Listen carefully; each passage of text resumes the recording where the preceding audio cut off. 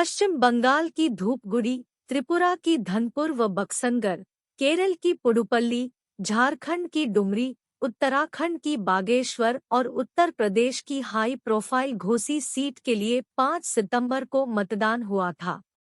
इसमें से 3 सीटों पर बीजेपी और 4 पर इंडिया गठबंधन के दलों बाजी मारी है। शुक्रवार को देश की राजनीति का बेहद ही खास दिन था। खास इसलिए क्योंकि आज देश की 7 विधानसभा सीटों पर हुए उपचुनाव का परिणाम आना था। सुबह से ही सभी पार्टियों में अलग ही उत्साह था। अब आपके मन में सवाल होगा कि उपचुनाव तो होते रहते हैं, तो यह कैसे खास हुए? इसका जवाब यह है कि विपक्षी दलों के इंडिया गठबंधन बनने के बाद यह पहले उपचुनाव थे। इस परिणामों से गठबंधन पर फर्क पड़ना तय है।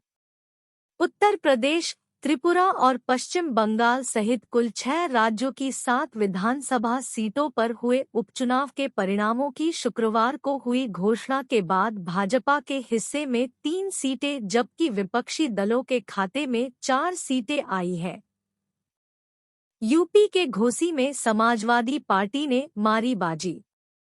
उत्तर प्रदेश के घोसी विधानसभा उपचुनाव में समाजवादी पार्टी के उम्मीदवार सुधाकर सिंह ने भारतीय जनता पार्टी के उम्मीदवार दारा सिंह चौहान को 42,759 मतों के अंतर से पराजित कर दिया। निर्वाचन आयोग के अनुसार सपा के उम्मीदवार सुधाकर सिंह को कुल 1,24,427 मत मिले, जबकि बीजेपी उम्मीदवार दारा सिंह चौहान को केवल 81,668 मत मिल सके। मतगणना के दौरान कुल 33 दौर की गिनती हुई।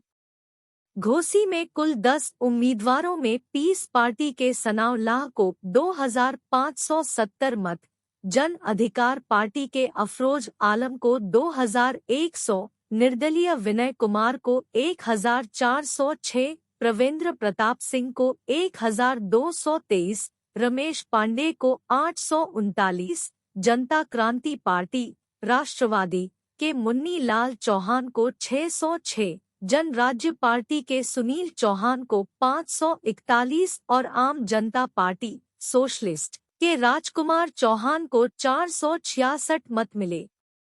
इसके अलावा घोसी के 1,725 मतदाताओं ने नोटा का विकल्प चुना। इन 3 सीटों से विजय हुई बीजेपी। वहीं उत्तराखंड में सत्तारूढ़ भारतीय जनता पार्टी ने राज्य विधानसभा की बागेश्वर सीट अपने पास बरकरार रखी है। इस सीट पर हुए उपचुनाव में बीजेपी प्रत्याशी पार्वती दास ने कांग्रेस के बंसत कुमार को 2,400 से अधिक मतों से पराजित किया। बागेश्वर की जिलाधिकारी और चुनाव अधिकारी अनुराधा पाल ने बताया कि दास के पक्ष में 33,247 मत पड़े, जबकि कुमार केवल 30,842 मतदाताओं का समर्थन ही जुटा सके। इसके साथ ही बीजेपी ने त्रिपुरा में 2 विधानसभा सीटों पर हुए उपचुनाव में जीत हासिल की।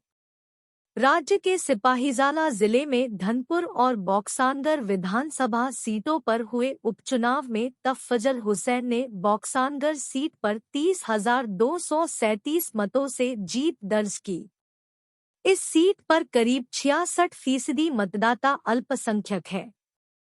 हुसैन को 34,146 वोट मिले, जबकि मार्क्सवादी कम्युनिस्ट पार्टी माकपा के उनके करीबी प्रतिद्वंद्वी मिजान हुसैन को 3,909 वोट मिले।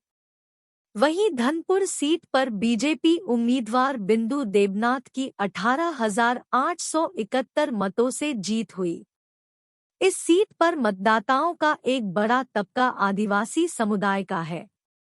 देबनाथ को 30,017 वोट मिले तथा माकपा के उनके करीबी प्रतिद्वंद्वी कौशिक चंदा को 11,146 वोट मिले। झारखंड में एनडीए उम्मीदवार की 17,000 से ज्यादा वोटों से हुई हार। डुमरी विधानसभा सीट पर हुए उपचुनाव में झामुमो उम्मीदवार बेबी देवी ने आजसू पार्टी की उम्मीदवार यशोदा देवी को 17,153 मतों से हराकर जीत हासिल की।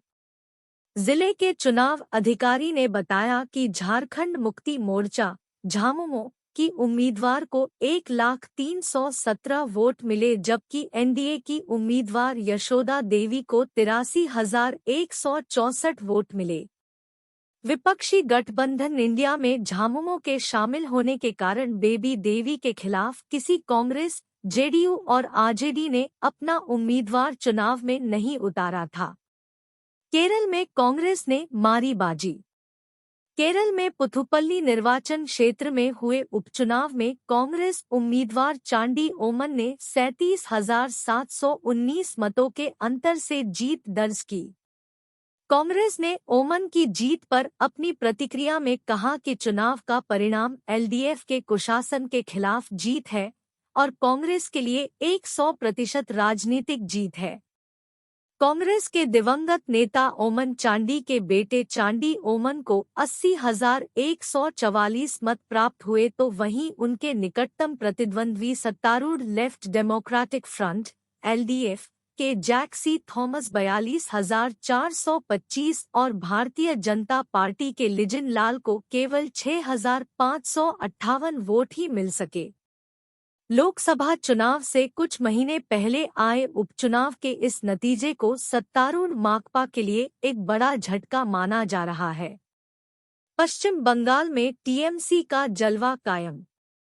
वहीं पश्चिम बंगाल के धुपगुड़ी विधानसभा सीट पर हुए उपचुनाव में तृणमूल कांग्रेस के प्रत्याशी निर्मल चंद्र रॉय ने 4,309 वोटों से भारतीय जनता पार्टी की उम्मीदवार तापसी रॉय को मात दी। निर्मल को कुल 97,613 मत प्राप्त हुए, तो वहीं बीजेपी की उम्मीदवार तापसी को 93,304 वोट मिले। इस सीट पर कांग्रेस ने भी इंडिया गठबंधन में टीएमसी के शामिल होने की वजह से अपना उम्मीदवार नहीं उतारा।